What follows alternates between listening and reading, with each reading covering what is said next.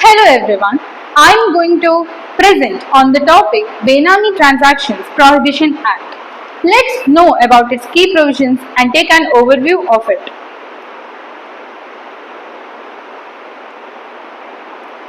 The term Benami itself is derived from the Urdu translates, which means without name or no name.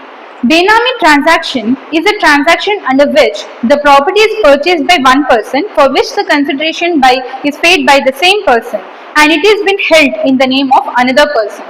So in order to curb this, Benami Transaction Prohibition Act in 1988 was introduced.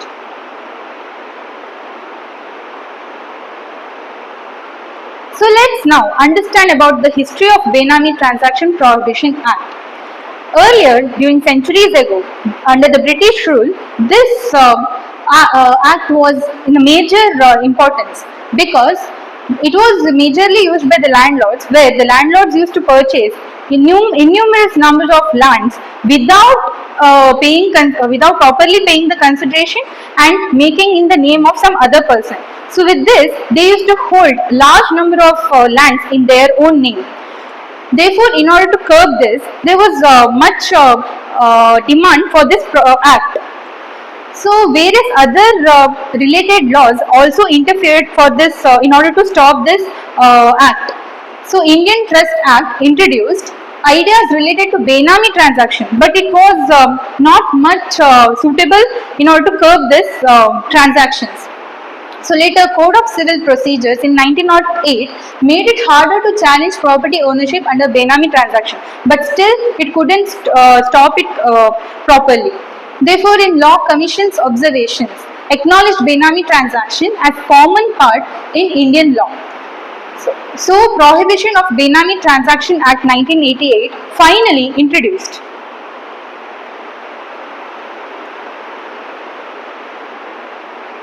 So now let's understand about its key terminology.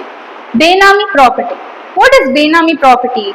Benami property means a property which is the subject matter of Benami transaction, and it also includes the proceeds from the Benami transaction. Who is Benamidar?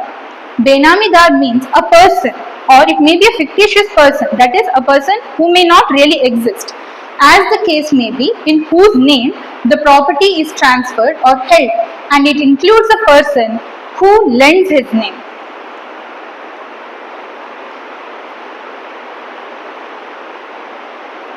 So now we learn about Benami transactions. In a Benami transaction, a property is transferred or held by one person, that is the Benamidar, and it is consideration for such property is paid by some other person who is known as a beneficial owner.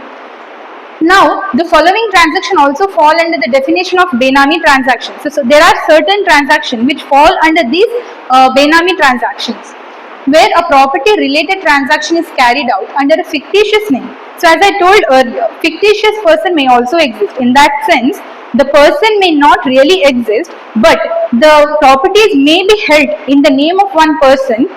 A fake name may be created in one person's in order to hold the property in that person's name. So next is where the owner of the property has no knowledge or denies having knowledge of the ownership of such property. It means the person knows that he holds the property in his name, but still he denies to believe that he holds the property in order to conceal those transactions and conceal his ownership. Where the person providing the consideration is untraceable or fictitious, the identity of the beneficial owner may also be unknown. This is the case where the consideration is paid by one person, but that person himself is hiding that he has paid for the consideration for that particular property.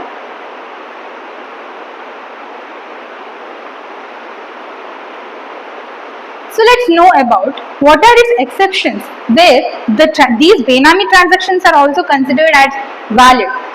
That is, property is held by a member of the HUF for the benefit of the HUF, and the consideration is paid from the known sources of income of such HUF.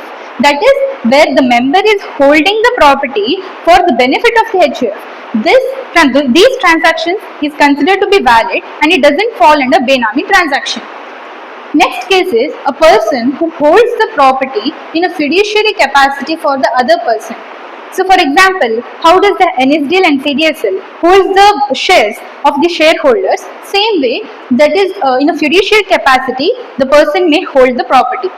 An individual holding property in the name of his spouse or child is also considered to be considered to fall under the exception. An individual holding property jointly with a brother, sister, lineal ascendant, lineal descendant, that is the father, mother, grandmother, grandfather, anyone may be. So, all these transactions doesn't fall under Benami transactions.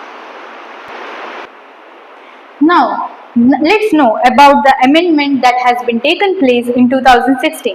2016 amendment has played a major role in strengthening the original provision under Benami Transaction Act of 1988. So what does it has made majorly? Prohibition of Benami transaction, most strengthened way, and confiscation of Benami assets, punitive measures, regulation of Benami properties. So let's know about prohibitions under the Act. This Act prohibits Benami Dar from transferring the property to the beneficial owner, nor the beneficial owner can demand the Benami property back from the Benami Dar. If they does so, such transaction will be null and void. That is, where any property is retransferred in contravention of the provision, the transaction of such property shall be deemed to be null and void.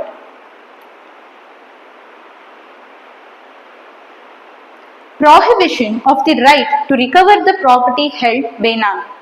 So, no legal claim for the real owner and no defense for the real owner. No legal claim for the real owner means that is the real owner, that is the beneficial owner, cannot claim nor file a suit in the court of law claiming that the property actually belongs to him and not to the Benami Dar. And same way, no defense for the real owner, that is the beneficial owner cannot make the property, cannot take the property in his benefit, that is in the court of law, where the Benami Dar file a suit against the beneficial owner. He cannot claim that the property belongs to him and take benefit out of it.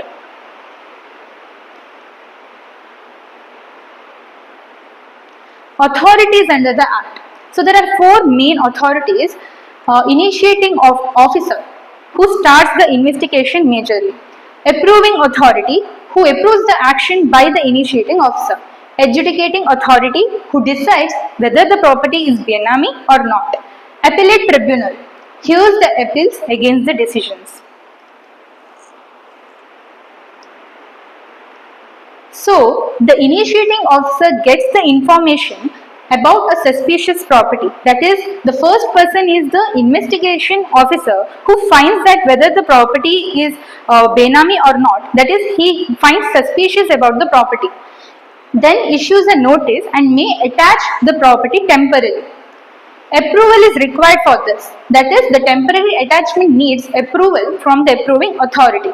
Before the investigating officer issues a notice and attach the property, he must take the approval from the concerned authority. Reference to adjudicating authority. Within 90 days, the initiating officer must refer the case to the adjudicating authority. Decision by adjudicating authority. That is, they call for documents, give a chance to be heard, and then decide whether the particular property is Benami or not. If they consider that property to be Benami, then it will be confiscated. Then appeals. The affected person can go to the appellate tribunal and then to the High Court. That is only question of law and not question of fact. So, you might wonder, what is the question of law and what is question of fact? So, I give a small example. In a court of law, a person may be sentenced to death because of certain case. Now, the decision of a death sentence may be based on the facts and evidences. So, that is the question of fact. If you consider that punishment is wrong, that is the question of fact. Then what is question of law? Question of law is whether that particular punishment is valid under constitution. You cannot go to the High Court and fight for question of fact, only fight for question of law. There are penalties under the Act. So for the guilty of offence of a Benami transaction, fine is up to 25% of the market value of the Benami property, and imprisonment is minimum 1 year and up to 7 years. For providing false information, fine is up to 10% of the market value of Benami property, and minimum 6 months and up to 5 years imprisonment may be provided.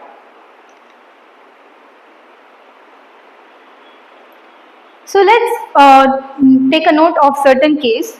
K. Nagarajan versus Adjudicating Authority. The issue was the case addressed whether provisional attachments under 2016 amendment could apply retrospectively, that is from back date. Now judgment is provided by the High Court is the provisional attachments confirming that the amended provisions could be applied to transactions that took place prior to the amendment's enactment. This case solidified the stance that legislative intent of the amendment was to retrospectively address Benami transaction, which means that the High Court tells that the Benami transaction amendment which has been taken place in 2016 is applied retrospectively, that is from the back date. But let's see the twist. Under this case law, Union of India versus Mrs. Ganpati Delcom Private Limited, Supreme Court highlighted that the criminal intent is necessary element in prosecuting Benami transactions. The court also struck down some provisions of the amendment as unconstitutional, particularly those that imposed harsher penalties without establishing the criminal intent. Basically, Supreme Court is telling that the transactions may be considered as Benami transactions, but the criminal intent is very important under that to provide certain penalties or punishments.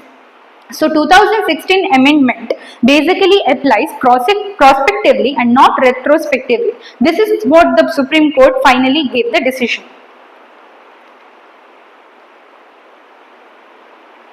So in conclusion, Benami Prohibition Act, both 1988 as well as the amendment that was made in 2016 is mainly introduced because to curb the black money, ensuring transparency in property ownership, promoting accountability in financial transactions, and it is the act against the corruption and tax evasion.